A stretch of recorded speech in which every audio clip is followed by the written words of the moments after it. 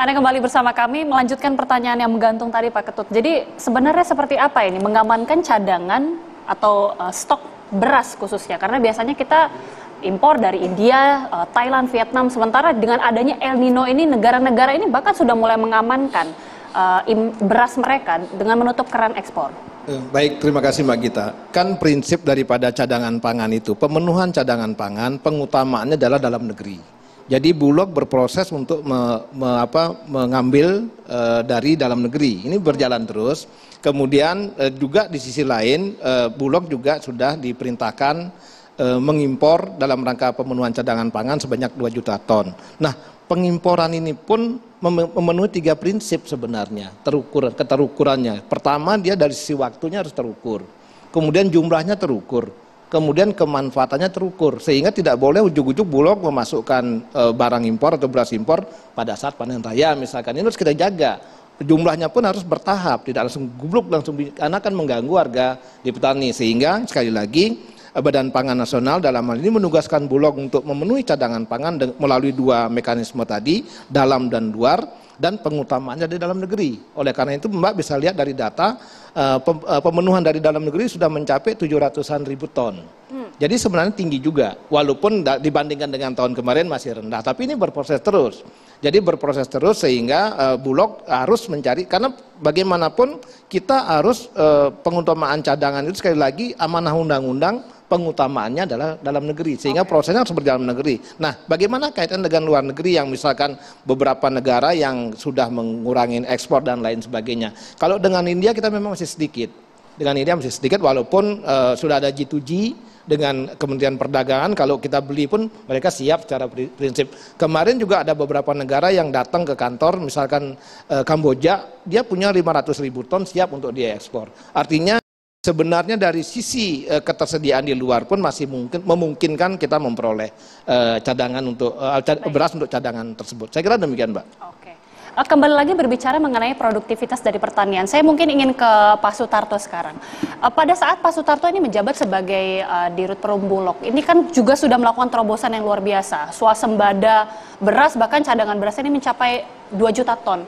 Bagaimana mungkin kemudian bisa sharing ya kiat-kiat menghadapi pada saat fenomena El Nino ini harus seperti apa? Iya, terima kasih. Jadi kalau kita bicara keadaan waktu itu, jangan-jangan berbeda dengan keadaan situasi sekarang. Namun demikian, barangkali ada hal-hal yang memang bisa kita pakai sebagai pengalaman yang barangkali bisa menyelesaikan persoalan-persoalan yang kita hadapi seperti saat ini. Saya sebenarnya kalau kita bicara El Nino hari ini, sebenarnya tentunya bicaranya hari ini pasti harusnya evaluasi apa yang kita lakukan di dalam menghadapi El Nino. Nah, evaluasinya dari mana? Pasti dari mulai bagaimana penyediaan tadi, penyediaan pangan kita khususnya beras, kemudian yang kedua bagaimana cadangan pangan yang ada di pemerintah. Karena sebenarnya kalau kita melihat situasi yang sebelumnya, kita ini kan La Nina. Kemudian berdasarkan data di BPS, data di Kementerian Pertanian pun mengatakan bahwa mengajukan waktu tanam pun berhasil.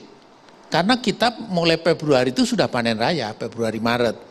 Nah, kemudian yang harus kita evaluasi bagaimana setelah itu. Setelah Februari apakah percepatan tanam ini berjalan dengan baik, kemudian apakah produktivitas juga bisa kita naikkan. Nah, berdasarkan laporan teman-teman di lapangan, situasi sekarang ini kan tidak lepas dari situasi global, yaitu kaitannya dengan masalah pupuk. Ternyata di lapangan pupuk ini masih menjadi masalah, sehingga laporan dari teman-teman kami di lapangan, itu produktivitas kita ini nampaknya stagnan dan bahkan di tempat-tempat tertentu justru menurun.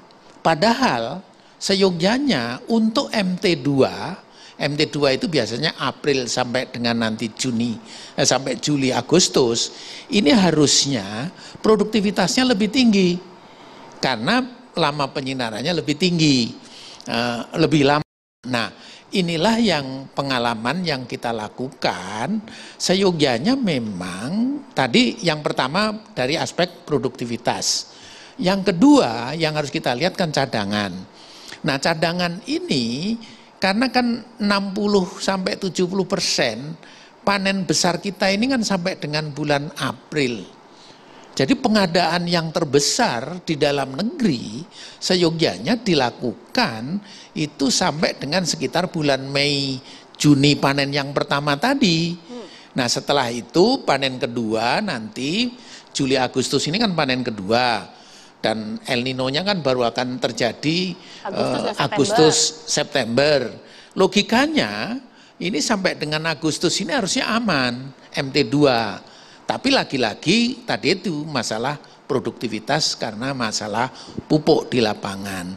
Nah, kalau kita mampu melakukan pengadaan di dalam negeri sebagai cadangan pada periode panen pertama tadi, ini secara psikologis tidak terjadi persoalan-persoalan di lapangan. Karena masalah beras ini psikologisnya luar biasa. Begitu pemerintah tidak punya cadangan, itu sudah pengaruhnya luar biasa.